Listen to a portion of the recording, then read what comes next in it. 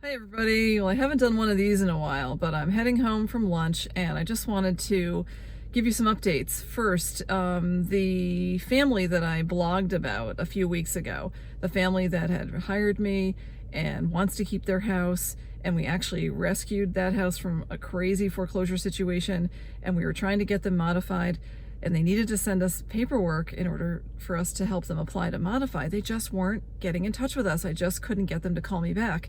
Well, they finally did, and they're finally sending us paperwork. So, and you know, the issue, he said, was I'm just working too much. Well, it takes a lot of work to move. It takes a lot of work to pack your whole house, your 10, 20, 30 years worth of stuff, and have to move if you get foreclosed on. So I really hate for people to work so much or have work take up so much of their time that they don't think they have time to save their house from foreclosure. So it's really important to set some priorities there and to change your routine and to get me the paperwork you need. I don't want you to not work, but it takes a lot of work to move. So other updates, the foreclosure moratorium seems to be ending. A lot of people have been in mortgage forbearances since earlier this year or since this fall, and the banks have worked in some cases to delay foreclosures. It's not happening for everybody. So here's the key. You should know what kind of mortgage you have, and these are generally the categories.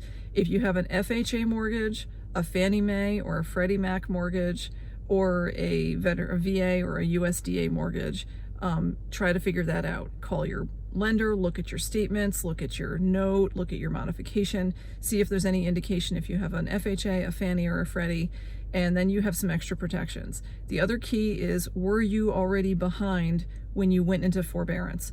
Just note, make a list of when you made your payments and when they were accepted and when they were credited to your account. That's a question I'm going to ask you, is were you already behind?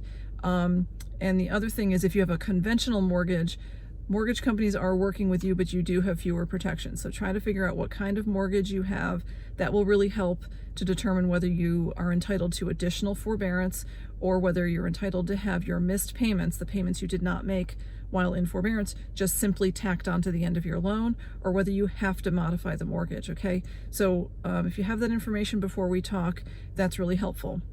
If you don't know, that's okay, call me anyways. So if you're in a forbearance, if your forbearance is ending, or if you're being given the runaround at the end of a forbearance about what they're gonna do with those missed payments, let's talk, okay?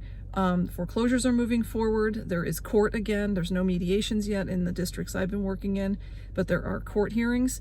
And if there's any kind of need for a hearing in person, they're going to be scheduling it remotely, and you have to ask permission if you want to call in. Otherwise, you have to appear by video. So there's a special request you have to make if you want phone access versus video. So you might need to have a lawyer or someone who can help you with the video if you need to have a video hearing of your case. All right, I'm available anytime to talk, 860-233-0336, or reply to me on Facebook or YouTube, and we'll get in touch. And I'll give you some time, figure out what's going on, and we'll get you straightened out. Thanks.